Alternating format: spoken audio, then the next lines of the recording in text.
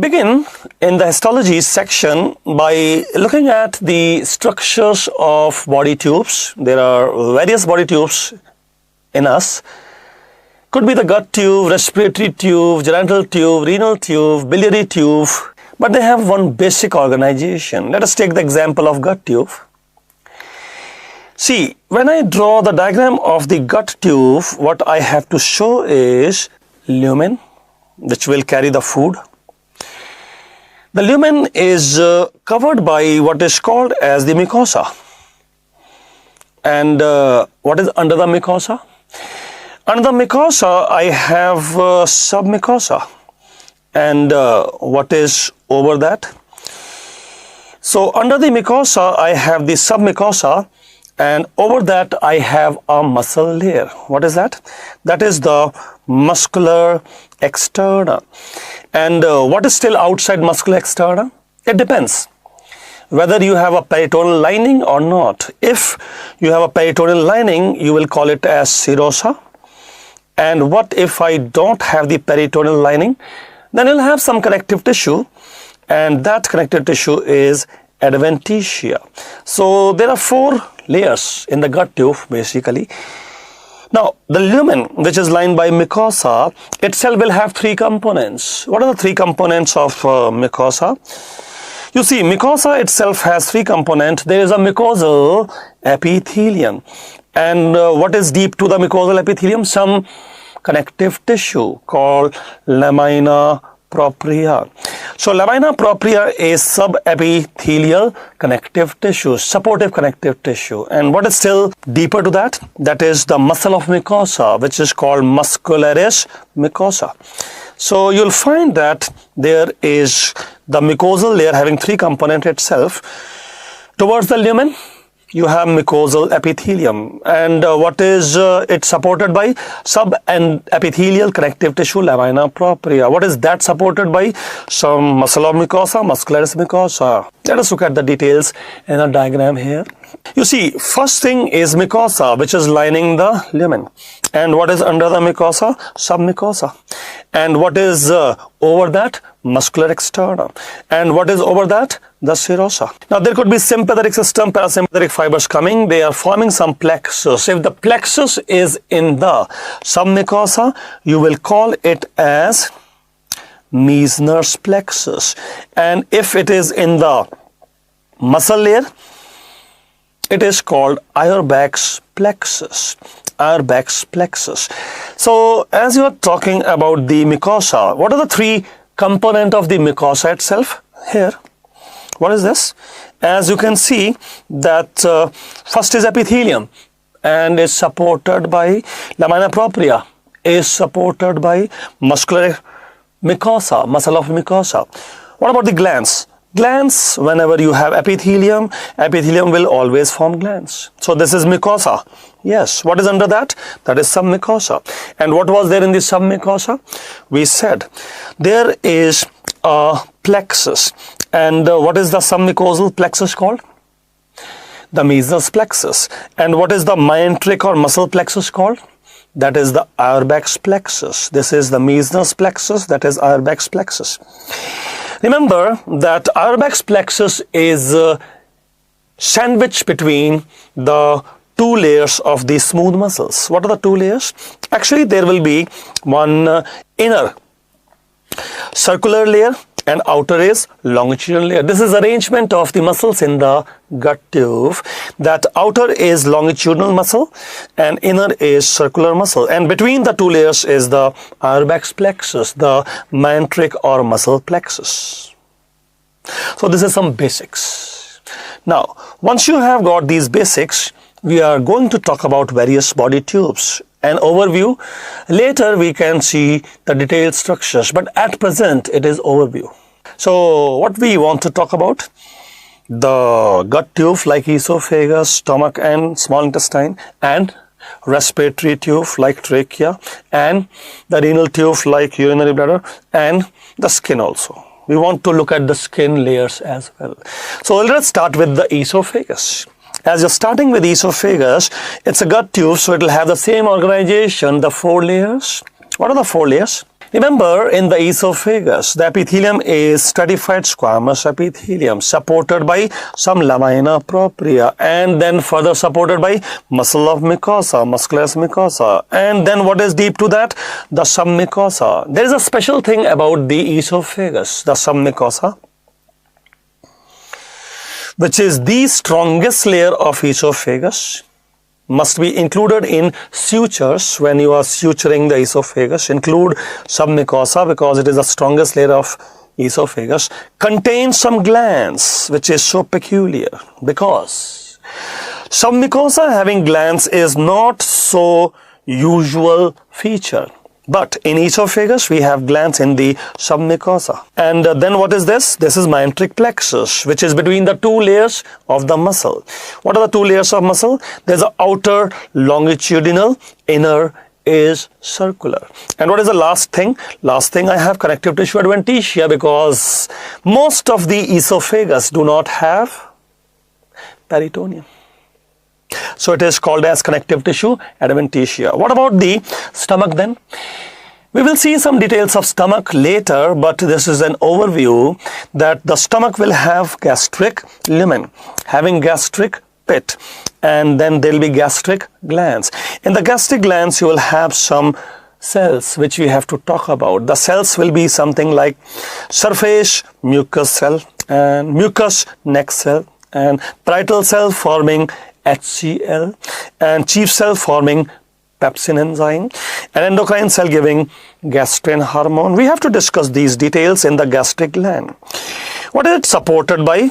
The epithelium forming glands will be supported by lamina propria, the connective tissue, subepithelial connective tissue. And other than that, we have the same layers as we have seen in the gut tube. What if I have peritoneum? If you have peritoneum, then it will be called serosa, which is missing from esophagus most of the length. But the stomach is lined by peritoneal serosa. Now, let us look at the small intestine. How is it different from the stomach? Actually, it also has columnar epithelium, but that columnar epithelium will have microvilli. There are villi also to increase the surface area of absorption. So maybe the small intestine and the stomach has same epithelium, which is columnar epithelium for absorption and secretion. In small intestine, you have microvilli. There are also villi, finger-like projections to increase the surface area of absorption. And in the small intestine, you have plicae circulares also to increase the surface area of absorption. So what is plicae circulares? They are the mucosal folds seen in small intestine, not in large intestine or in stomach. So they are absent in the stomach or large intestine. They are present only in the small intestine. What? That is plicae circulares, and villi and microvilli are features of only small intestine. Rest of the layers you can think about that there is some mucosa, muscular externa and serosa because it is also covered by peritoneum, peritoneal serosa. Peritoneal serosa is under the category mesothelium having simple squamous epithelium. Mesothelium could be serosa or peritoneum. It could also include pleura and pericardium. So mesothelium could be peritoneum or pleura or pericardium. All the mesothelia are simple squamous epithelium. That you remember, comes as a question. But here it is peritoneal serosa. Now, what about the respiratory tube? It is also columnar epithelium. It is, but it is different. How is it different? This is trachea now. It is not having villi, it is having cilia. Why cilia? To move the mucus. And why mucus? To clear the respiratory tract of the dust particle and bacteria, etc. You want to clear the dust particle, bacteria by mucus. To move the mucus, you need cilia. So respiratory epithelium is ciliated and it is columnar. But that columnar epithelium is pseudo-stratified. What is this pseudo-stratified? I don't understand. What is this? We'll find out what is this. But it is pseudo-stratified, ciliated columnar epithelium. And then you have this all in mucosa. What is under that? Submucosa. And what is over that? Here there is a difference. What difference? You see, in the respiratory tube you have hyaline cartilage. Most of it is hyaline cartilage. Why you need hyaline cartilage? Because it is rigid. It will keep the lumen patent. You want to keep the lumen patent to let the air pass. So the larynx cartilage, mostly it is hyaline, is rigid and keep the lumen patent. That's why we require it. But remember that the hyaline cartilage will reach only the trachea, bronchus, maybe larynx, but not in the bronchioles. Why? What about the bronchioles? Bronchioles do not have hyaline cartilage. Why they don't have hyaline cartilage? Where they stop? Actually, the hyaline cartilage will stop at the level of bronchus. Now, if you say hyaline cartilage will stop at the level of bronchus, it will not enter the level of bronchioles? No. So bronchioles don't have hyaline cartilage? No, it will stop at the level of bronchus. It is present in the trachea, maybe the larynx, trachea and bronchus, but not the bronchioles. We'll see the details later as well. In bronchioles, there is more of smooth muscles. Actually, the hyaline cartilage is being replaced by more of smooth muscles, because what you require is bronchoconstriction, bronchodilation. So for that purpose, you need smooth muscles replacing the hyaline cartilage in bronchioles. And then will be connective tissue, adventitia. Now, as you are talking about renal tube, how do you know it is renal tube? This is a diagram of urinary bladder and proximal part of prostatic urethra. So urinary bladder and proximal part of prostatic urethra will have transitional epithelium. How do you know it is transitional epithelium? That we'll see some slides and understand that how can we identify transitional epithelium. But it is mucosa, and under that there will be submucosa and then muscular layers. Muscles of the urinary bladders are arranged differently, but then you can see them. Here some smooth muscles will be there. They are important for squeezing the urine out and relaxing also if you want storage of urine. That is the purpose. Detrusor. It is detrusor. So the smooth muscle will be detrusor, which will contract to evacuate the urine, and it will relax to store the urine. This is about urinary bladder. And what about the skin? Skin has 5 layers, which we have to discuss.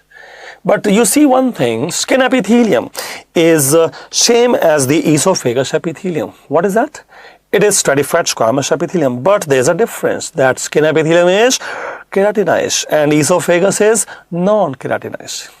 So you mean to say epithelium of esophagus and skin is similar, but there is one difference that the skin is why keratinized? Because you keep the surface dry by keratinized, but esophagus is wet surface and it has non-keratinized epithelium. In the skin, I told you there will be 5 layers in the epithelium which we have to discuss. What is under the skin epidermis? There will be dermis, and dermis itself will have layers. There is a papillary layer and there is a reticular layer. So we'll discuss the papillary layer, reticular layer also.